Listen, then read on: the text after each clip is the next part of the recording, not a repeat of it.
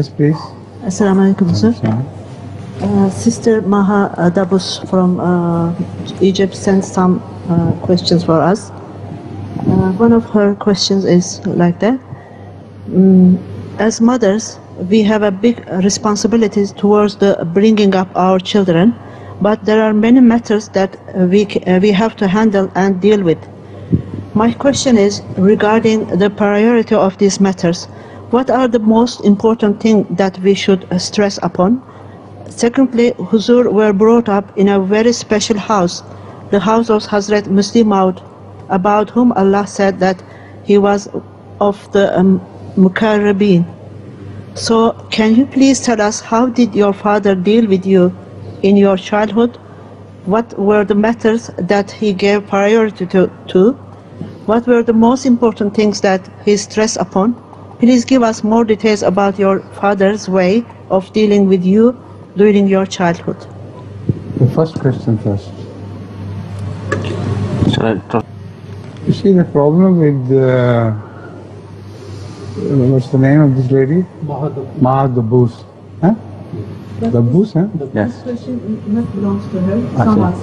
Okay. Acha. The first question has been asked by someone else. Yes. Right? So this question has been answered many a time. I wonder why it is being repeated so often. If a mother sets a good example herself right from the childhood, then the children cannot go astray. First of all, they are born ala fitra, and they are born whatever the nature of the birth. Even illegitimate children are born honest and innocent. The fault lies with their parents, not with them at all. So, as far as the mother is concerned, she should teach the children truthfulness right from the beginning. And when I say that, many women I know tell their children to tell the truth, to speak the truth. But the children are very clever people. They know their parents when they do not tell the truth.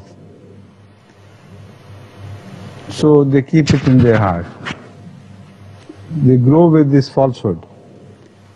When the children fight with each other, mothers say, "Don't do it, this is very bad. Huh? You must live peacefully together, you must forgive each other." And the same children observe husband and wife fighting with each other.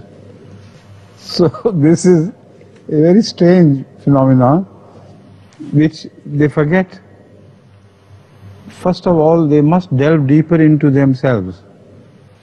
Whatever they are, it will be they, truly they, who will be reflected by the children in their youth. So if one is mindful of this, what I have said, then inshallah children can be brought up very well.